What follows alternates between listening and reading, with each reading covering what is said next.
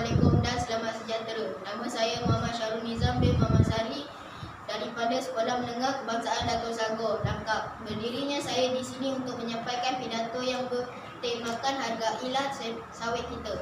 Menurut kamus edisi keempat, kelapa sawit merupakan sejenis tumbuhan yang buahnya menghasilkan minyak.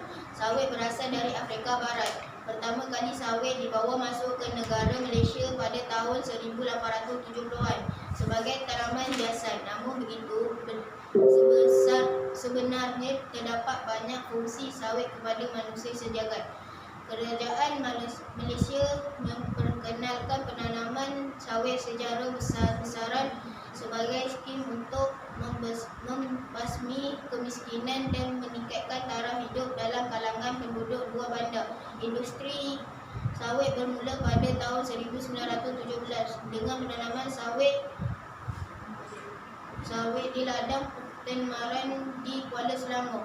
Seterusnya, penanaman ladang mendadak setelah Pemda membuka tanah rancangan secara besar-besaran.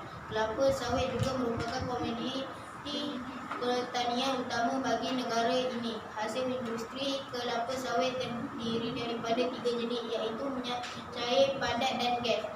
Pembiakan sawit melalui penyamaian biji sawit.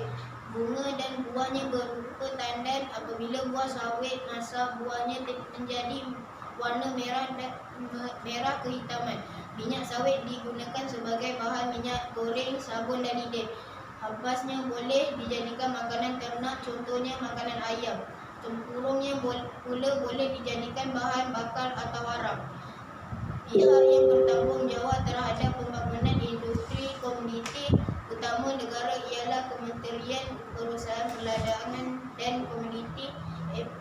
Antara objektif yang digariskan MPOB adalah meningkatkan produktiviti dan daya saing sektor perdagangan, meningkat sumbangan sektor perdagangan dan komoditi serta memastikan pembangunan sektor perdagangan dan komoditi berkembang mampan serta mesra alam. Salah satu syarikat yang dikenali ialah syarikat Sanderby. Sanderby berhad menerusi Sanderby Plantation menjalan aktiviti penanaman pokok kelapa sawit. Sanderby Plantation juga telah meluaskan kawasan ladangnya di Malaysia, Indonesia dan Liberia.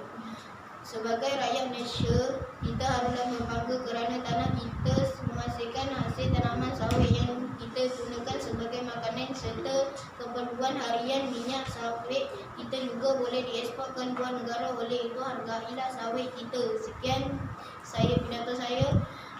Terima kasih.